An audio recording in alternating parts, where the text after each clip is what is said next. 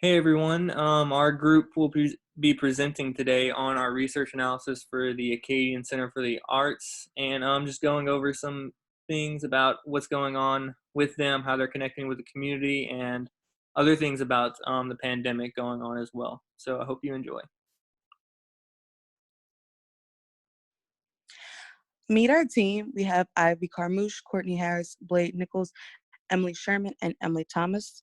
Our mission statement for this is to help Acadiana Center of the Arts remain involved and engaged in our community during the COVID-19 lockdown. We hope to create a plan and continue active communication after the lockdown is lifted. Hi guys, Emily here.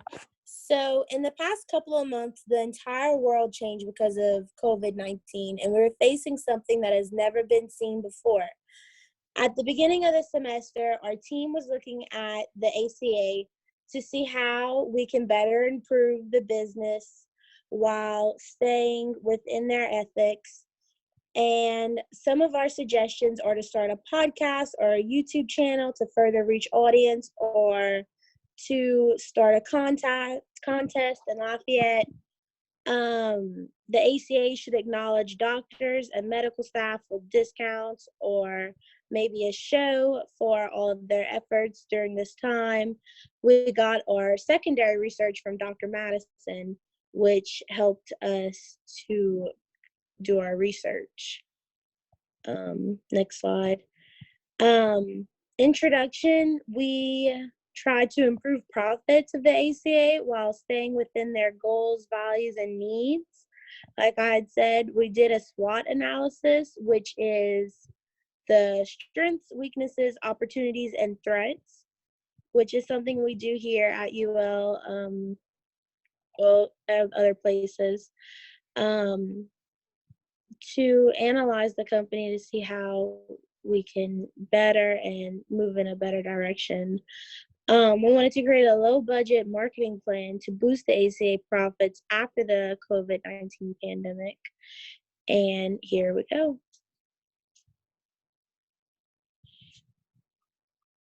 Okay, so as far as secondary research goes, the ACA, for starters, has a lot of strengths that count for. As far as the numbers go, the ACA has about 25 board members. This is all from the 2018 research from what we found. 20 staff members, over 1,000 volunteers, 85 sponsors and donors, and 540 members. So you can see right there, people are brought in to what the ACA is doing, and they have a lot of people working really hard to just bring arts to the community. The ACA also receives roughly $180,000 in grants and over $400,000 in charitable donations as well. And they've made a huge impact on the community as far as education and financially supporting the local art community. The ACA has programs that impact 25,000 students and over 77 different schools around the region. And one of the more popular programs that the ACA is a part of is the PACE program, which actually teaches art to students. It holds summer camps and their development workshops for educators wanting to bring art to the classrooms and to more places. So with all that, it's easy to see that the huge impact the ACA has on the community as far as education and financially supporting the local art community. But due to the global pandemic, obviously, there have been a few changes. The PACE program has actually been moved online, and videos are posted on YouTube regularly, continuing to teach what they were attempting to teach in the classrooms and in person and stuff. The ACA is also doing virtual tours of their art galleries and offering online surveys to artists and musicians in Acadiana to gather information to offer financial support during the crisis. So they're trying to help out any way they can, which is great. Okay, as far as the industry goes, effort is being made to reach out to connect with different audiences, and in the safest way possible, of course. Art is still making its way out into the community. Art enthusiasts are doing things such as hopeful and colorful messages right outside their houses, on their sidewalks, on their driveways, to encourage and bring joy to other citizens during the time, which is very kind of nerve-wracking. And confusing. People don't know what's going on and stuff. And museums are actually even getting creative with people in their own homes. They're asking people to remake famous artwork with their household items, which seems like a pretty fun thing to do whenever you're in lockdown, not having much to do and go out. The Getty Museum that actually issued the challenge even stated that it's really an attempt to build community around art for people who love art and appreciate it, whether or not you're an artist. But the big question that's still being asked is, are we still taking the proper precautions? Aside from doing things in your home or right outside, like the museum was asking, a new trend started that's called porch sessions, which simply photo shoots are happening from a safe distance where people, as you can see in these pictures, are taking photo shoots right outside their homes, trying to be in a safe distance and not really, you know, continue to be a problem for like the COVID-19 situation. And the question's continually being debated, but as a community, it seems we're all trying to figure out a way we can stay home and still have an artful impact in a safe way. Okay, so next, before we started our primary research, we came up with a few research questions. And basically, the research questions were just the questions that our project was set out to answer. So we came up with two of them. The first one, what are methods of community engagement and involvement that the ACA should consider implementing during the remainder of the quarantine? And the second question being, how should the ACA proceed with promoting and supporting the art community during the remainder of the quarantine? Okay, so our first method was a survey. So the survey was actually conducted by Dr. Madison and a group of UL graduate students. They used a Likert scale. So categories were from strongly disagree to strongly agree, and participants were asked based on the question to choose one of those options. They use a method called snowballing to share the survey. So the students shared it on social media. And initially the survey was given to Communication 100 students, and they ended up with a good number of responses, definitely well over 200 responses to the survey. On the right side, you'll see what the survey measured. So there were numerous things and questions, categories of the questions that were asked. But for our project, we chose to focus on geographics, social media, recognition, enjoyment, engagement, and nurturing. We use the data to tell our team whether or not social media as a method of communication between the ACA and the community was valuable. We also wanted to know how the survey participants view the ACA during their current social media presence. There were a few anticipated errors in the survey and the survey sample, one being the restricted age of the participants. Since it was given to Communication 100 students, we're not completely getting all of the age ranges we would like to have, especially considering it's probably more older people who are donating to the ACA, so that was taken into consideration.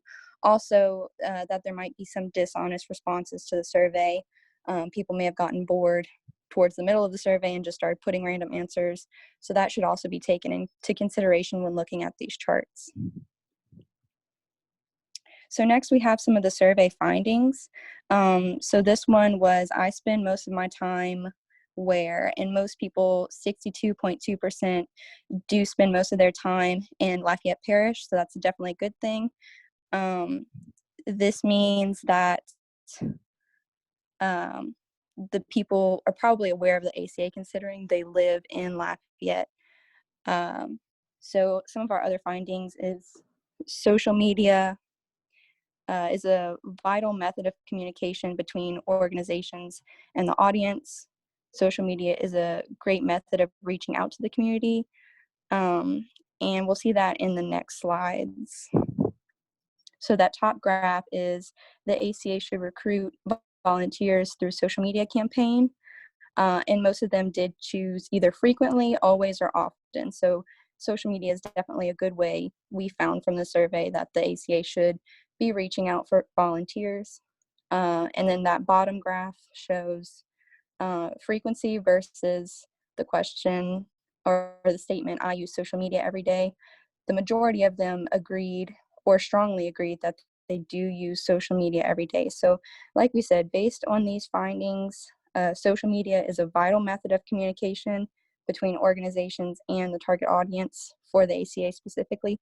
And social media is a great way of reaching out to the community. So some more findings for the survey. The graph right there is showing overall the ACA programs are designed for people of all ages and races, and most people do, again, strongly agree or agree, although there were quite a few neither agree nor disagree. So that being said, that most people don't agree nor disagree, this lacks evidence of effective communication on social media. So this shows us that the ACA should maybe try a little harder to reach out through social media. Let's see.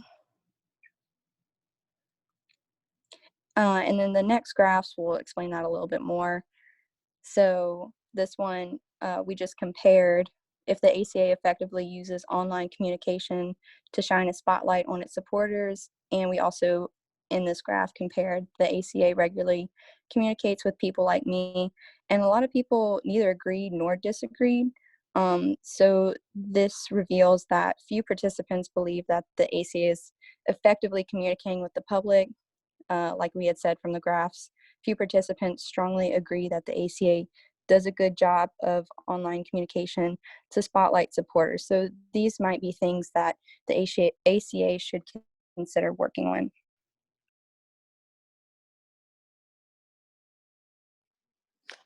For our methods, we conducted interviews. Our team conducted these interviews with various types of artists around Lafayette, such as like hairstylists, painters, photographers, just different types of designers.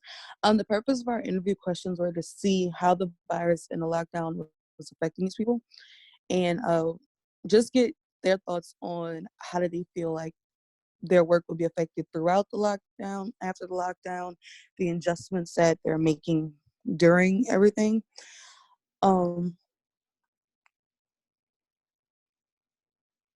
So we have more information in our findings section. And so for our findings, it was just, we discovered that a lot of the artists have just adjusted to working online and keeping in contact with their customers and their clients. They're developing new skills and using this time to practice. From the interviews, we analyzed that and discovered that everyone has moved to virtual methods. Some aren't too fond of having to work through social media specifically, but none of the artists in our interview seem to be against social media, and they're all actually excited about getting their work out and continuing to work and interacting with the audience and building their social media presence. Because once, these artists start to gain that presence and go viral through social media, then their art will pick up regardless of the lockdown or not.